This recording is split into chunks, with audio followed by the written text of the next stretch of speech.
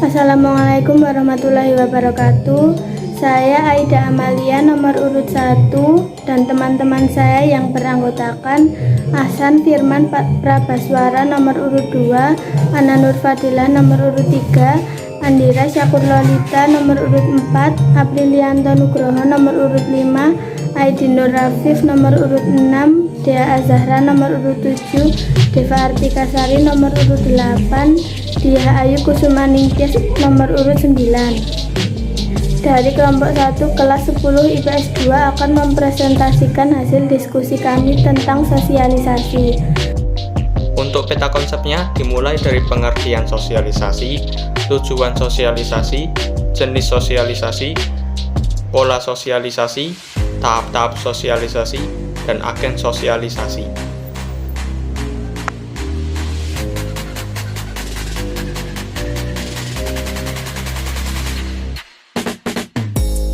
Sosialisasi adalah proses menanam atau transfer kebiasaan atau nilai dan norma dari satu generasi ke generasi yang lainnya dalam suatu kelompok atau masyarakat.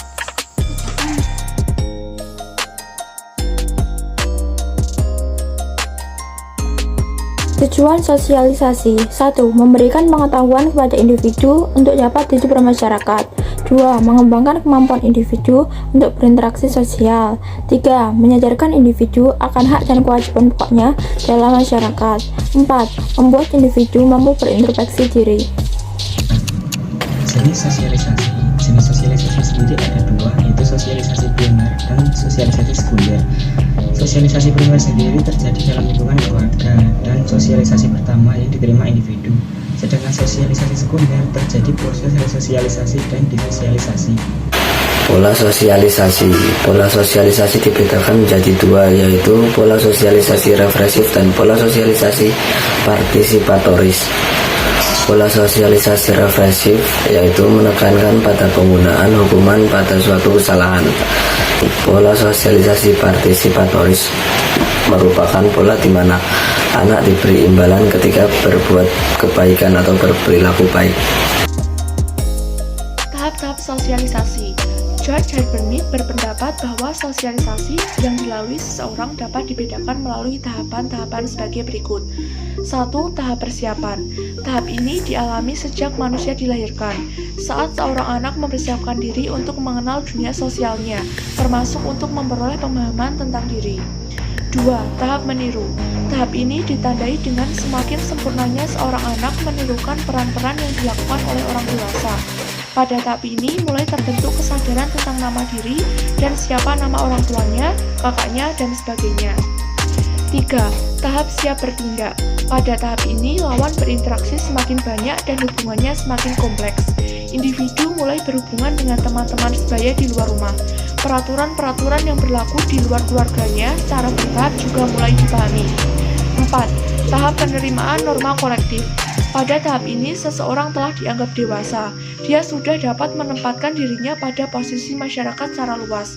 Dengan kata lain, ia dapat bertenggang rasa tidak hanya dengan orang-orang yang berinteraksi dengannya, tapi juga dengan masyarakat luas. Agen sosial. Apa itu agen sosial? Agen sosial adalah pihak-pihak yang melaksanakan atau melakukan kegiatan sosialisasi. Yang termasuk dalam agen sosial ada satu keluarga. Anak yang baru lahir mengalami proses sosialisasi pertama kali adalah di dalam keluarga. Dari sinilah pertama kali anak mengenal lingkungan sosial dan budayanya. Yang kedua ada kelompok bermain. Dalam kelompok bermain, seseorang anak belajar berinteraksi dengan orang-orang sederajat atau sebayanya. Yang ketiga ada lembaga pendidikan formal atau sekolah. Sekolah mempunyai agen sosialisasi di dalam sistem pendidikan formal. Di sekolah, seseorang mempelajari hal-hal baru yang belum diajari di keluarga dan juga di dalam kelompok bermain. Lalu yang keempat adalah lingkungan kerja. Lingkungan kerja, kelompok lingkungan kerja sangat beraneka ragam. Setiap kelompok memiliki aturan-aturan sendiri. Seseorang yang melanggar aturan dapat dikenakan sanksi. Melalui peraturan, seseorang mempelajari beberapa nilai dan norma yang harus dipatuhi untuk mencapai suatu tujuan. Lalu media massa. Kehadiran media massa mempengaruhi sikap dan tindakan anggota masyarakat. Nilai dan norma yang disampaikan atau disajikan oleh media massa akan tertanam dalam diri seseorang melalui penglihatan, melalui pendengaran.